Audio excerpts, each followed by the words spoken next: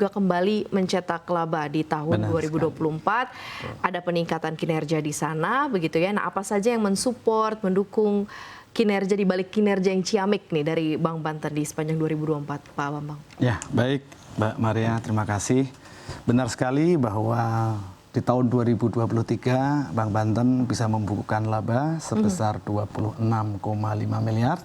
Dan pada tahun 2024 Bank Banten kembali bisa meraup laba dan meningkat menjadi 39,3 miliar.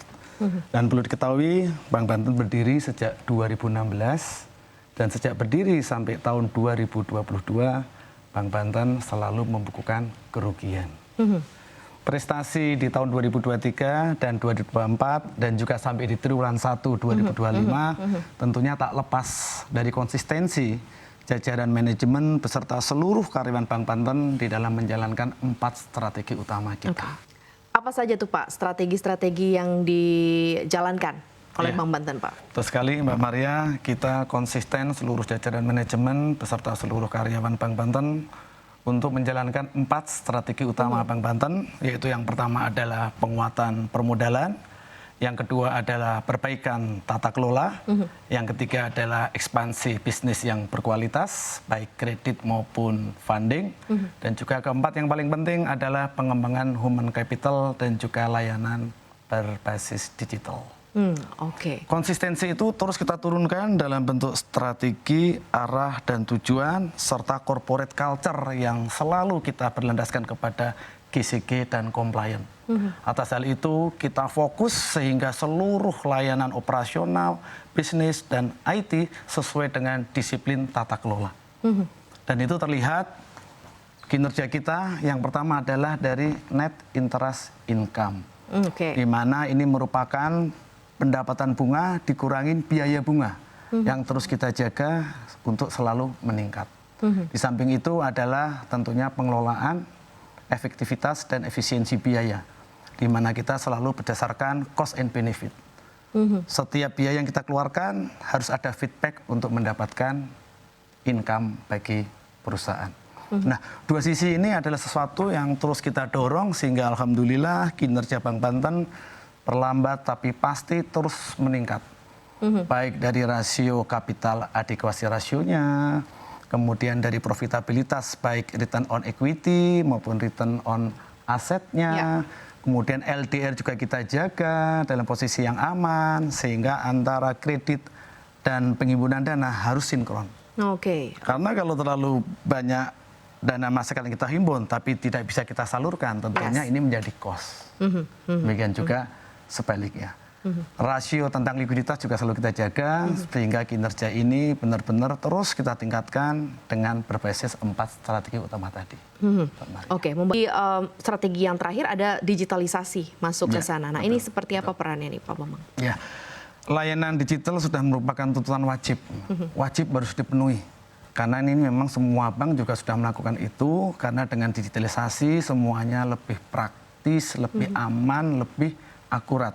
Namun ada satu hal juga yang harus menjadi perhatian kita, selain kelancaran untuk menjalankan digitalisasi, kita juga harus bertanggung jawab terhadap ketahanan. Ketahanan dari sisi cyber attack.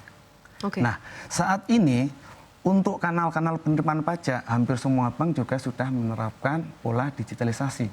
Sehingga bagi keharusan kita untuk bisa mendapatkan dana-dana murah melalui pembayaran pajak dari seluruh masyarakat yang ada di Banten. Berarti pemaksimalan di sana begitu ya, termasuk juga bisa memberikan kontribusi terhadap kinerja secara keseluruhan. Bahkan kita siap buka di hari Sabtu, di hari Minggu. Ini jarang-jarang nih. Demi mendekati dan memudahkan memberikan layanan kepada customer di Banten. Karena biasanya semua berhenti dari Jumat ya Pak ya, jadi akses langsung, bahkan fasilitasnya langsung dikasih oleh Bank Banten. Di kuartal 1 2025 ini akan seperti apa? Karena kalau di 2024 tadi berhasil membalikan dari rugi kemudian ke untung begitu ya, dengan laba yang cukup baik.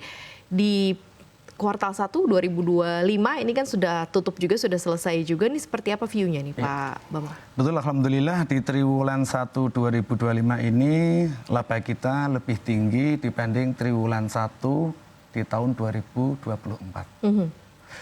Mbak Maria, perlu kami tambahkan dengan kekompakan kami pada tahun 2024, Bank Banten bisa menambah kepercayaan pengelolaan rekening kas umum daerah dari Kabupaten Lebak dan juga dari Kota Serang.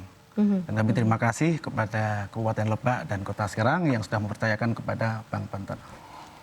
RKUD yang kita kelola itu memiliki ekosistem karena seluruh mutasi keuangannya lewat Bank Banten, maka penggajian pun juga lewat Bank Banten.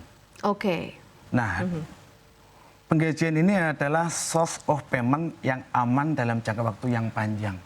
Sehingga kita semenjak November 2024, kita terus tingkatkan ekspansi kredit yang aman, yaitu kepada para ASN.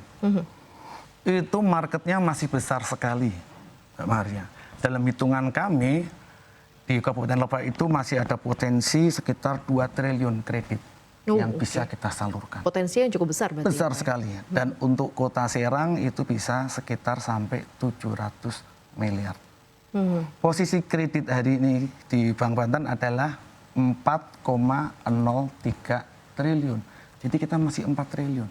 Andai kita bisa menggrab semuanya, mengenerate semua potensi kredit di Lebak dan di Serang, maka pertumbuhan kredit kita sudah bisa hampir 2 kali lipat.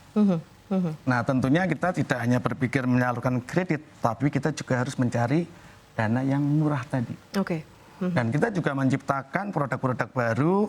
Hari ini kita sudah mulai merambah ke perusahaan-perusahaan swasta besar yang beroperasi di Provinsi Banten, yang selama ini sepertinya kurang mendapat perhatian. Sehingga masih sedikit sekali perusahaan swasta besar di Banten yang sudah bertransaksi di tempat kami. Untuk itu tahun ini, awal ini kita mendorong seluruh giat bisnis menjadikan customer perusahaan besar itu di Bank Banten. Dan itu kita juga sudah siapkan produknya dan kita sudah berjalan di bulan April kemarin. Sehingga potensi kredit yang besar akan kita imbangin dengan pola pendapatan dana dari ceruk-ceruk market yang baru. Di samping kita juga selalu melakukan win back. Mungkin nasabah-nasabah lama yang pernah besar akan kita hubungin lagi. Kemudian new to bank juga pasti harus kita dekati terhadap ceruk-ceruk yang besar tadi.